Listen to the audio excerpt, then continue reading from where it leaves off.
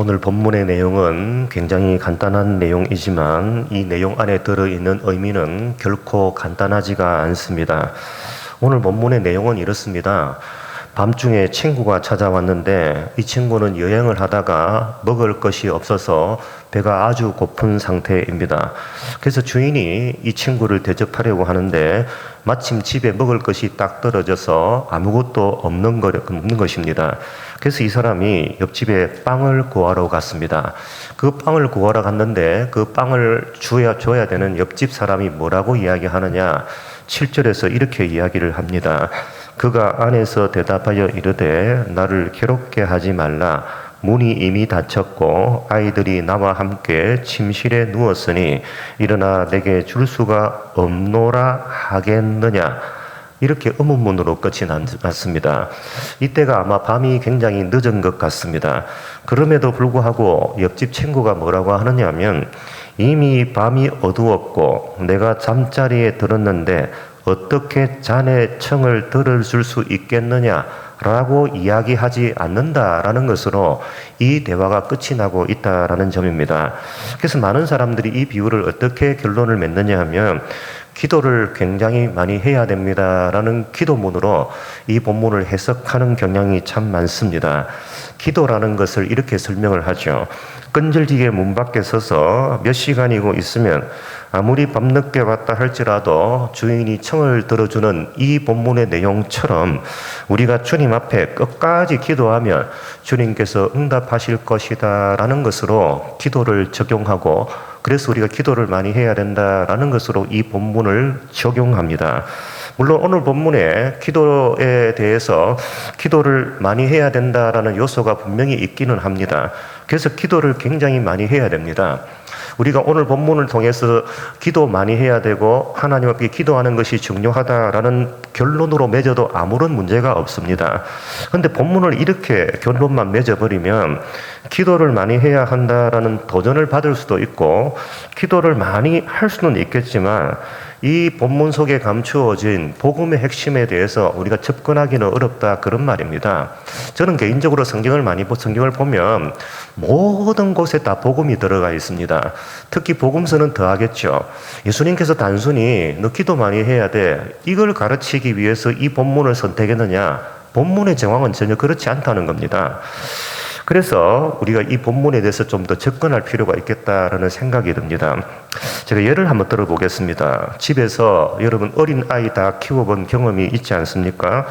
어린 아이를 키울 때 부모가 굉장히 조심해야 되는 것 중에 하나가 위험한 물건을 아무 때나 두는 행위를 해서는 절대로 안 되는 것이죠. 특별히 칼은 아이들의 손에 닿지 않게 두는 것이 굉장히 부모로서 해야 되는 중요한 역할입니다. 왜냐하면 이 아이는 칼이 얼마나 위험한 물건인지를 모르기 때문에 칼만 보면 신기하니까 잡으려고 덤벼들기 때문에 그렇죠. 근데 한날 아이가 칼을 발견합니다. 칼이 너무 좋죠. 삐까번쩍하고 갖고 싶고 그래서 부모에게 쪼르기 시작을 합니다. 너무너무 갖고 싶어서 이 아이가 밥을 먹지 않습니다. 밥도 먹지 않고 때를 쓰면서 하루 종일 엄마에게 저 칼 갖고 싶어요. 칼 갖고 싶어요. 자꾸 때를 쓰기 시작을 합니다. 엄마가 가만히 보니까 처음에는 안 줘요. 너 칼 안 돼. 갖지 마. 안 돼. 가지면 안 돼. 라고 거절을 합니다. 근데 아이의 태도를 보니까 정성과 노력이 너무너무 기특합니다. 그래서 아이에게 칼을 주면서 칼은 위험하니까 그래도 조심해서 갖고 놀아야 된다. 라고 하면서 아이에게 칼을 주는 부모가 있겠느냐는 것입니까? 여러분, 그런 부모가 있나요? 그런 부모 없죠? 제가 신방을 내봐도 젊은 부모가 이 아이가 막 쪼른다고 해서 위험한 물건을 주는 부모는 없는 것 같습니다. 그리고 이 본문을 기도를 많이 하면 하나님께서 들어주신다라는 것으로 적용하면 하나님과 우리의 관계가 어떠한지에 대해서는 전혀 귀를 기울이지 않을 가능성이 높고 그냥 끈질기게 기도하는 우리의 태도만 남을 가능성이 상당히 높습니다. 여러분, 우리는 하나님과 우리의 관계가 중요한 것이지 우리가 얼마나 끈질기게 기도하느냐라는 것은 둘째 문제가 됩니다. 그런데 우리가 만약에 그런 우리의 태도만 남게 되면 기독교와 다른 종교가 별 차이가 없어지게 된다 그런 말이죠. 여러분, 기도를 많이 하는 종교, 기독교가 제일 기도를 많이 할까요? 그렇지 않습니다. 저는 몰몬교에서 전향한 사람도 봤고, 무속신앙을 믿다가 기독교를 믿는 사람도 봤고, 남녀 호랑갱교를 믿다가 기독교를 믿는 사람도 봤습니다. 특별히 제가 남녀 호랑갱교가 기억이 많이 나는데, 이분은 항상 4시에 일어나요. 4시에 일어나서 7시, 8시까지 기도합니다. 저 기도를 그렇게 많이 한 사람 처음 봤습니다. 그 남녀 호랑갱교에서 기독교로 와가지고 예수를 믿고 한 이후에도 태도는 남잖아요. 남녀 호랑갱교에서 기도 많이 하는 습관으로 새벽 기도를 하더라고요. 기존의 성도들은 그 기도량을 못 따라가더라고요. 그 제가 물었죠. 그 의견은 다 그렇게 기도합니까? 라고 물었더니 다 그렇게 기도한대요. 여러분, 기독교보다 무속 종교가 훨씬 더 기도를 많이 합니다. 무속 종교를 믿는 사람들은 신이 어떤 존재인지 관심이 있을까요? 관심 없습니다. 신이 어떤 성품을 가졌는지, 어떤 일을 하는지 아무런 관심이 없습니다. 무슨 태도가 중요하죠? 지성이면 감천이다. 이 태도가 굉장히 그들에겐 중요합니다. 지성이면 감천이다라는 태도로 열심히 빌고 기도하면 신이 뭘 할 것 같아요? 감동한다는 거예요. 내 태도를 보고 감동을 해서 소원을 들어준다. 여러분, 이게 무속 종교입니다. 무속 종교라는 것은 신에 대해서 관심이 없습니다. 내 태도가 지성이면 감천이다라는 태도로 엄청나게 많이 빌면 그 신이 삼신 할매가 되었던 영왕님이 되었던 내 정성을 보고 응답해 준다라고 생각하는 것이 무속 종교의 특징입니다. 그러니까 지성을 드리는 사람에게 모든 초점이 다 맞추어져 있는 것이죠. 너가 얼마나 지성을 드렸냐, 너가 몇 시간을 기도했냐라는 것이 그들의 초점입니다. 여러분, 열왕기상에 보면 솔로몬이 성전을 다 짓고 나서 하나님께 예배를 드리는데 그 예배를 드릴 때 1000번제라는 것을 드립니다. 그래서 교회마다 이걸 근거로 해서 1000번제 예물을 드리는 사람들을 가끔 본 적이 있고, 제가 교회를 할 때도 그 몇 분이 1000번제를 드리는 것을 제가 봤습니다. 여러분, 솔로몬이 1000번제를 왜 드렸는지 아십니까? 열왕기상을 읽어보면 1000번제를 드린 이유는 하나님께서 행하신 일을 보고 너무너무 감동도 되고 너무 감사도 해서 솔로몬이 감격해가지고 하나님 앞에 1000번제를 드립니다. 그러니까 1000번제라는 것은 하나님이 행하신 일이 너무 감격스러운 겁니다. 그래서 눈물을 흘리다 못해 솔로몬이 1000번제를 드리는 것이죠. 그래서 우리도 우리에게 행하신 일들이 너무너무 감사해가지고 하나님, 제가 1000번제를 드리고 싶습니다. 솔로몬과 같은 마음으로 1000번제를 드리겠습니다 라고 말한다면 그 좋은 일이죠. 1000번제 드려도 괜찮습니다. 그런데 1000번제가 내가 얼마나 정성을 들이고 내가 얼마나 끈질기게 하나님 앞에 나섰느냐라는 데 초점을 맞춘다면 솔로몬이 드린 1000번제하고 우리가 생각하는 1000번제는 완전히 다른 개념이 된다, 그런 말이죠. 그래서 오늘 본문이 어떤 의미를 가지는지에 대해서 여러분과 함께 본문을 고찰해 보고자 합니다. 이걸 알기 위해서는 예수님 당시의 시대 상황에 대해서 우리가 좀 알 필요가 있습니다. 제가 본문 5절을 한번 읽어보겠습니다. 5절 좀 어렵습니다. 잘 따라오시면 좋겠습니다. 5절 읽어볼게요. 또 이르시되 너희 중에 누가 벗이 있는데 밤중에 그에게서 말하기를 벗이여 떡 3덩이를 내게 구워달라. 친구가 집에 찾아왔는데 누가는 그 시각을 뭐라고 밝히냐면 밤중이다 이렇게 밝히고 있습니다. 이 말은 초저녁에 친구가 찾아온 게 아니라 한 12시간 넘은 그 시간에 친구가 찾아온 것으로 추정이 됩니다. 근데 친구를 대접하려고 하는데 집에 음식을 대접할 게 없어서 딱 떨어진 겁니다. 그래서 이 사람이 어떻게 하냐면 옆집에 사는 사람에게 가서 먹을 것을 달라고 하기 위해서 문을 두드리는 겁니다. 이보세요, 먹을 것을 좀 주세요 라고 이야기를 하는 겁니다. 6절을 제가 읽어보겠습니다. 내 벗이 여행 중에 내게 왔으나 내가 먹일 것이 없노라 하면, 여러분 6절을 상식적으로 한번 생각을 한번 해보십시오. 여러분 집에 밤중에 친구가 찾아왔는데 대접할 것이 아무것도 없습니다. 편의점도 닫았고 마트도 닫았고 음식점 닫았고 뭐 가정을 한번 해보십시다. 그렇다고 한밤중에 옆집에 찾아가서 먹을 것을 달라고 하겠습니까? 여러분 같으면 그래 안 하겠죠. 그리고 아무리 친구 집이지만 한밤중에 그 집을 찾아가지도 않겠죠. 내가 배가 고파요. 한밤중에 여행을 하고 있습니다. 내가 잘 데가 없네. 한밤중이에요. 그렇다고 친구 집에 찾아가겠습니까? 그러니까 우리가 보기에는 이 상황 자체가 이해가 안 되는 거예요.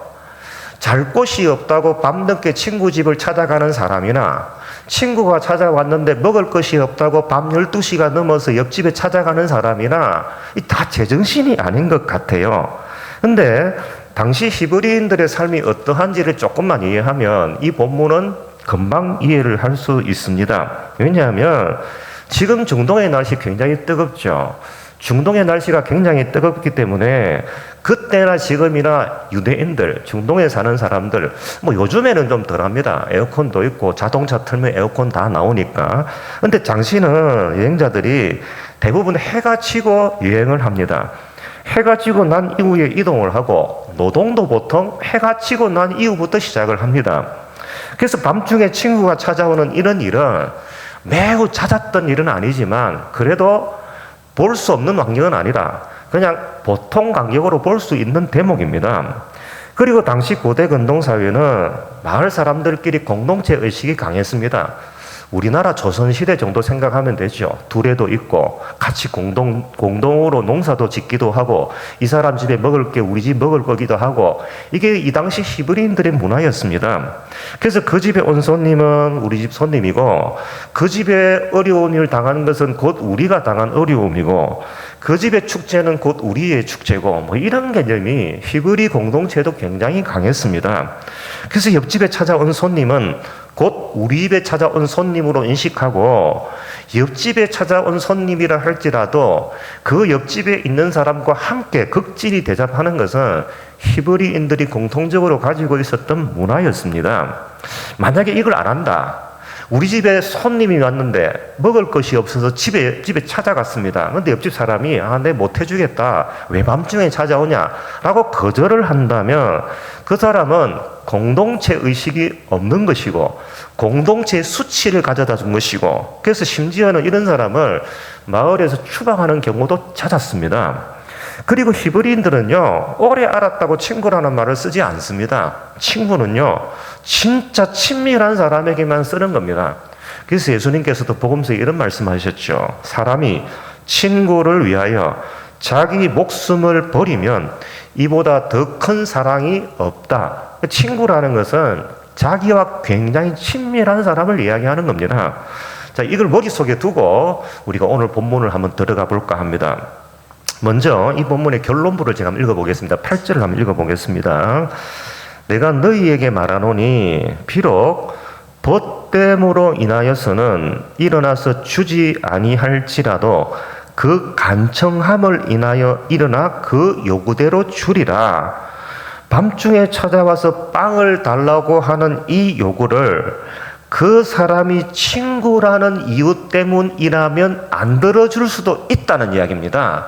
네가 아무리 친한 친구고 나와 밥상을 같이 하고 목숨까지 내어줄 수 있는 관계라 할지라도 그 사실만으로 해서 내가 이거 요구를 반드시 들어주지 않을 수도 있다 그 말입니다. 그런데 그 뒷말은 뭐라고 이야기합니까?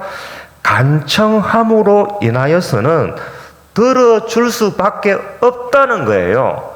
내가 들어주고 싶다, 안 들어주고 싶다 이 말 차원이 아니라 들어줄 수밖에 없다는 이야기입니다.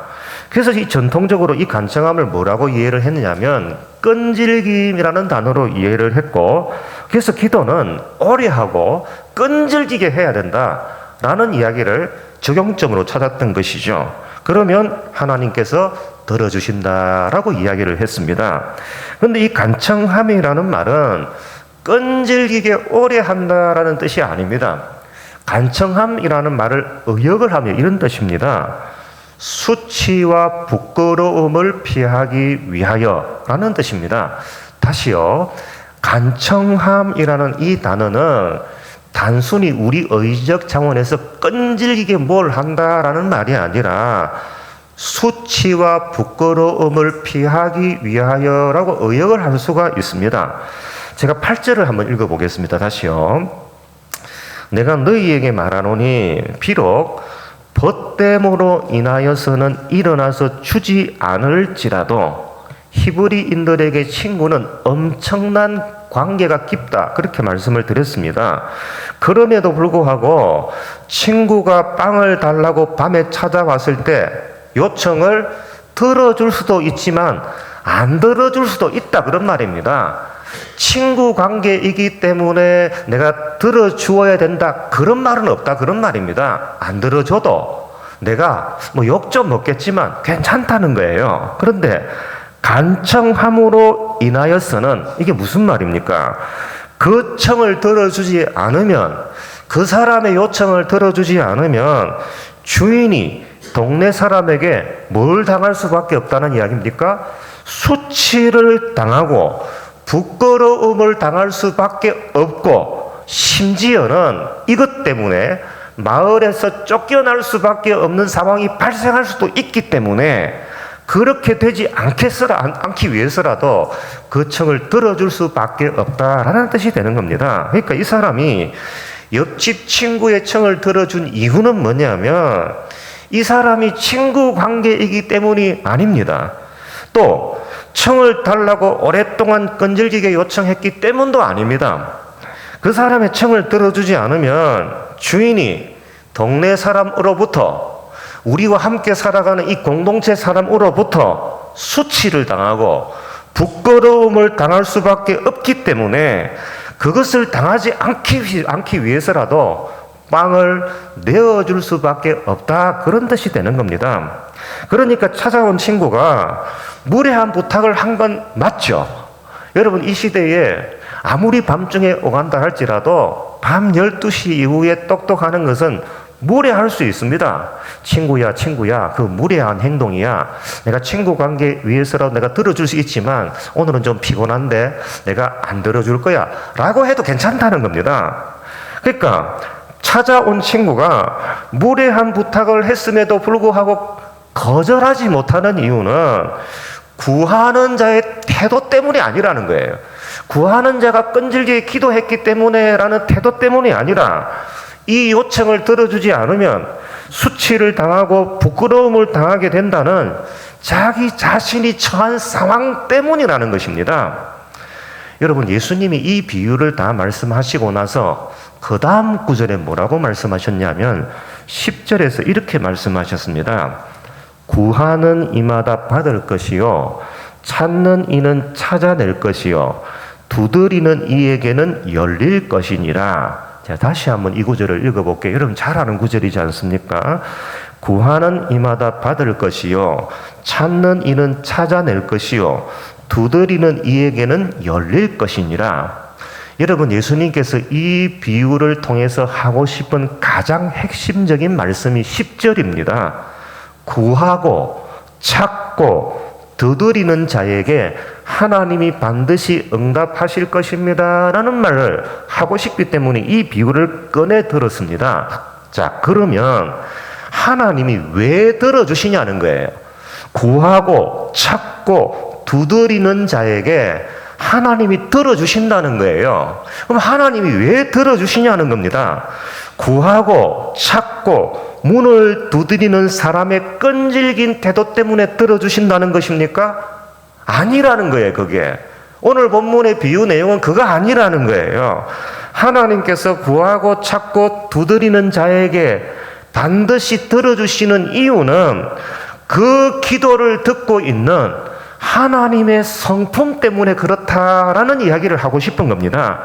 에이, 목사님 어떻게 그런 결론을 내릴 수 있습니까? 내릴 수 있습니다. 왜냐하면 11절에서 예수님께서 이렇게 말씀을 하십니다. 제가 11절을 읽어볼게요. 이거 11절 뭘 설명하는 구절이냐면 하나님의 성품을 설명하는 구절입니다. 읽어볼게요. 너희 중에 아버지 된 자로서 누가 아들이 생선을 달라 하는데 생선 대신에 뱀을 주며 알을 달라고 하는데 정갈을 주겠느냐? 아들이 생선을 달라고 합니다. 아빠 생선 먹고 싶어요 라고 말하는데, 야, 요놈 봐라, 내가 그냥 요놈 그냥 확 물려줄게 해버려야지 라고 말하면서 뱀을 주는 아버지가 있냐는 말입니까? 없다는 말입니다. 알을 달라고 하는데, 아, 요놈 봐라, 그냥 중갈 조각 확 죽여버려야지 라고 생각하고 아들을 대하는 아버지가 있습니까? 없다는 거예요. 왜 그럴까요?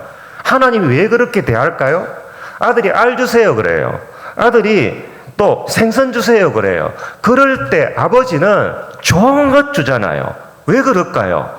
하나님이 달라고 하는 이 아들이 아들이기 때문입니다. 지금 알을 달라고 말하고 증가를 말하고 달라는 사람이 아들이기 때문입니다.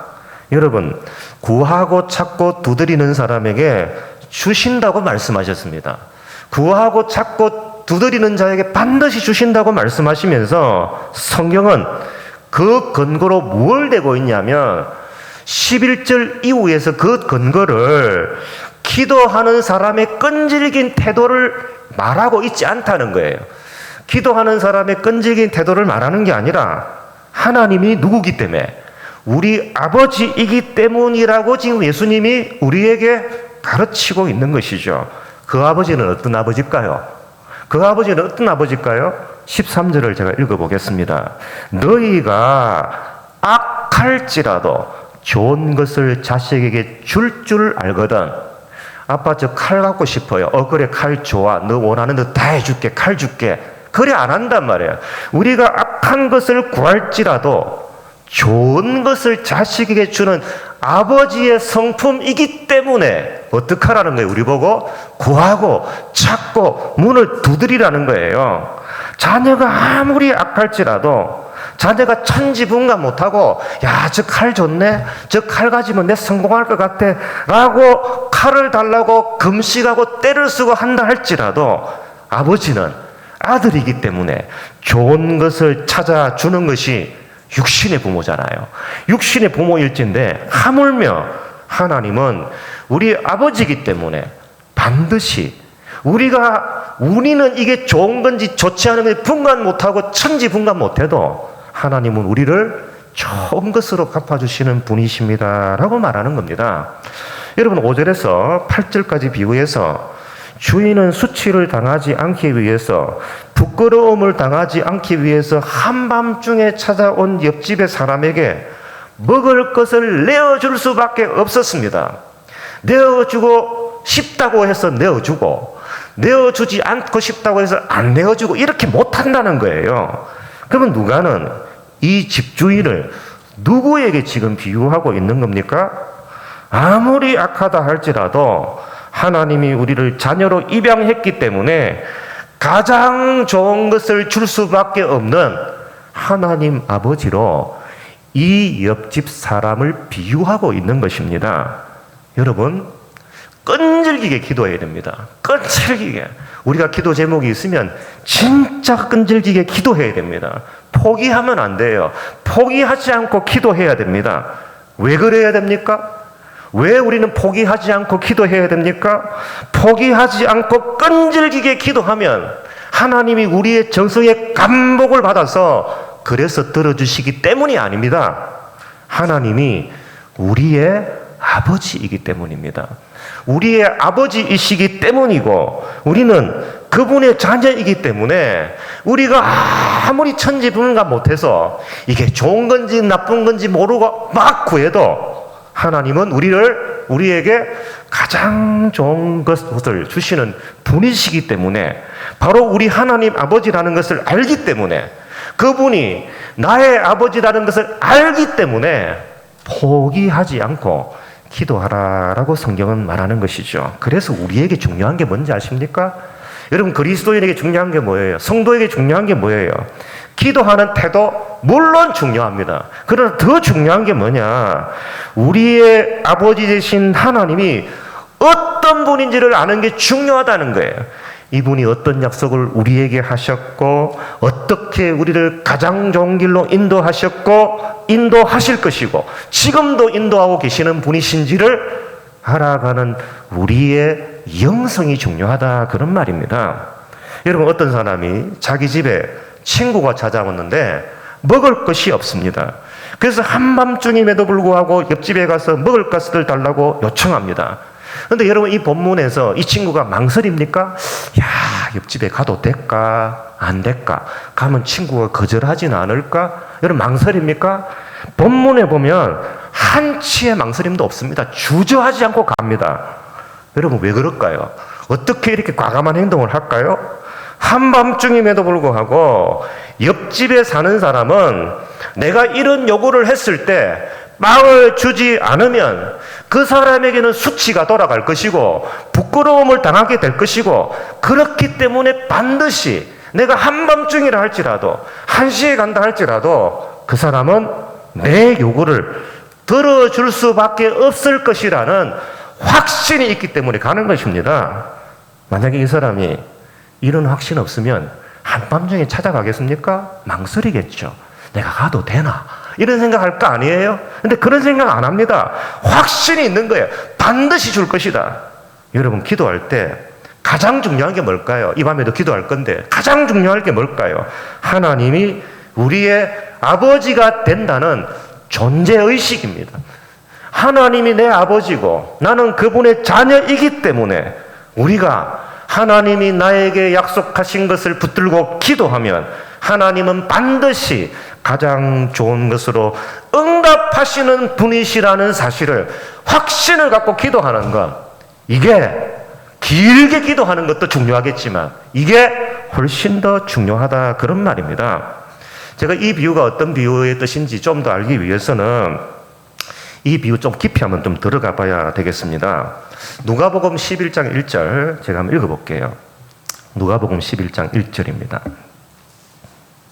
제가 읽어볼게요.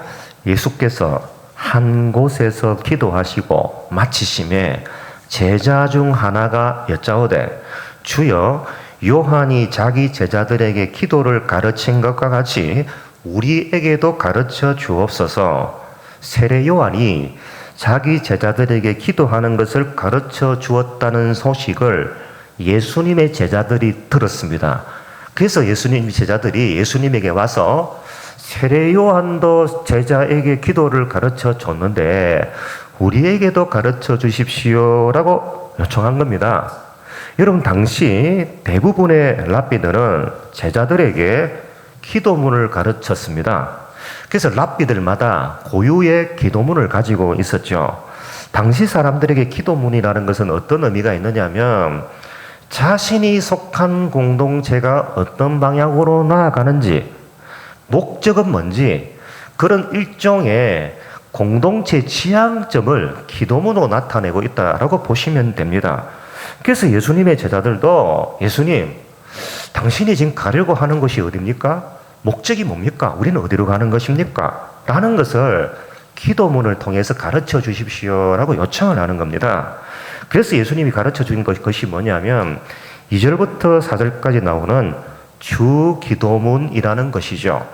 누가복음에는 좀 짧게 설명이 되어 있는데 마태복음 6장에도 똑같은 주 기도문이 등장을 하고, 이 주 기도문을 우리는 예배 시간에 찬송으로 하죠.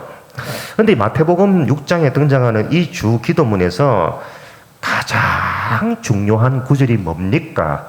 라고 물어보면 대부분의 학자들은 이렇게 말을 합니다. 세 번째 기도입니다 라고 답을 합니다. 마태복음 6장 11절 제가 읽어볼게요. 마태복음 6장 11절, 이게 세 번째 기도 내용입니다. 오늘 우리에게 일용할 양식을 주시옵고 라고 되어 있습니다. 여러분, 마태복음 6장 31절로 가면 예수님께서 이런 말씀을 하십니다. 제가 읽어볼게요. 마태복음 6장 31절입니다. 제가 읽어볼게요. 그러므로 염려하여 이르기를 무엇을 먹을까, 무엇을 마실까, 무엇을 입을까 하지 말라. 이는 다 이방인들이 구하는 것이라. 너희 하늘 아버지께서 이 모든 것이 너희에게 있어야 할 줄을 아시느니라. 여기 여러분, 무엇을 입을까, 무엇을 마실까, 무엇을 입을까라고 예수님이 표현하셨는데, 이걸 주 기도문에서는 뭐라고 표현하셨죠? 예수님이 일용할 양식이라고 표현을 했습니다. 그러니까 11절에서는 일용할 양식이라고 했습니다. 그런데 일용할 양식을 31절에서 예수님이 뭐라고 하시냐면, 이 일용할 양식들을 이방인들은 구하고 살아간다는 거예요. 근데 너희들은 구하라, 구하지 말라. 구하지 말라는 거예요. 왜 제자들 보고는 구하지 말라고 하느냐 하면 하나님이 우리의 아버지시기 때문에 아버지가 우리의 모든 필요를 아신다는 거예요. 아시기 때문에 너희들은 일용할 양식을 구하며 살아가지 말라는 것입니다. 자, 그런데요, 그러면 6장에 충돌이 발생합니다. 31절에서는 너희들은 일용할 양식 구하지 말라라고 말씀을 하셨는데 주기도문에 보면 일용할 양식을 위하여 기도하라고 말씀하셨습니다. 일용할 양식을 위해서 기도하라는 것이 주기도문에서 가장 중요한 구절이라고 했죠. 31절에서는 예수님이 구하지 말라고 했습니다. 그런데 주기도문에서는 구하라고 했습니다. 여러분, 어느 장단에 맞추고 살아가야 될까요? 여러분, 여기 중요한 단서가 하나 있습니다. 마태복음 6장 11절에 보면 이 자막에는 안 보입니다. 직접 찾은 사람에게만 보입니다. 일용할 양식이라는 게 보면 누가복음에는 없어요. 마태복음 6장 11절에 보면 각주가 달려 있습니다.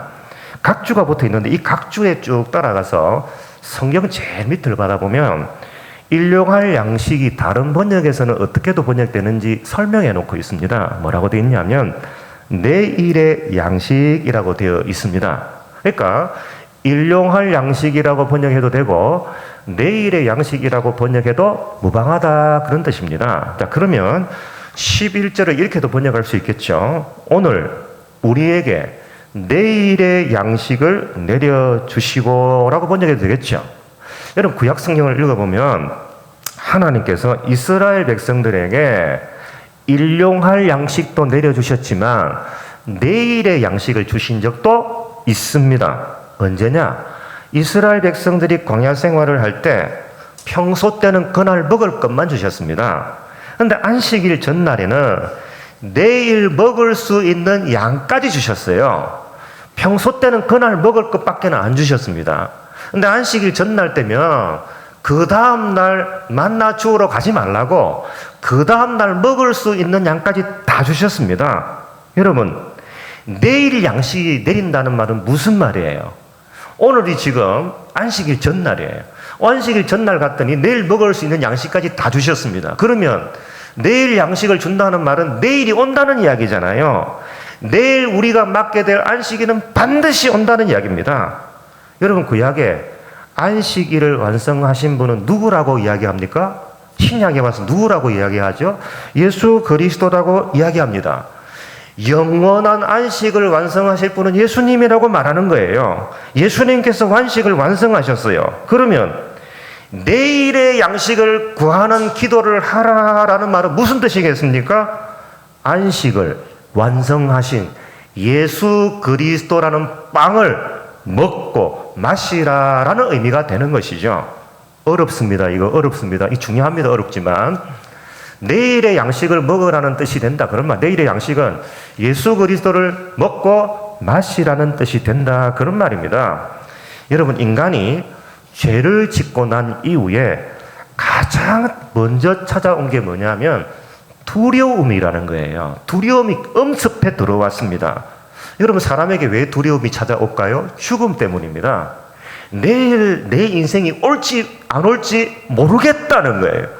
내일이 올지 안 올지 모르겠다는 거예요. 10년 후 20년이 올지 안 올지 모르겠다는 거예요. 그래서 인간에게 두려움이 찾아왔습니다. 그런데 예수님이 십자가에 못 박혀 죽으심으로 인하여 모든 죄와 사망의 사슬에서 우리를 끊으셨죠. 끊으시고 나서 우리에게 뭘 주셨습니까? 영원한 생명을 주셨습니다. 영생을 주셨다, 그 말입니다. 이 말은 우리에게 뭐가 약속되어 있다는 말이에요? 예수님이 우리에게 영생을 주셨다는 말은 우리의 인생 속에 뭐가 약속되어 있다는 말이죠? 내일이 약속되어 있다는 이야기입니다. 바꿔 말하면 안식이 약속되어 있다는 이야기입니다. 그러면 주 기도문의 핵심은 무엇이라고 해석할 수 있습니까? 주 기도문의 핵심은 세 번째 기도라고 했는데 내일의 양식을 주옵소서라고 그 기도가 핵심이라고 했는데 그 뜻은 뭐예요?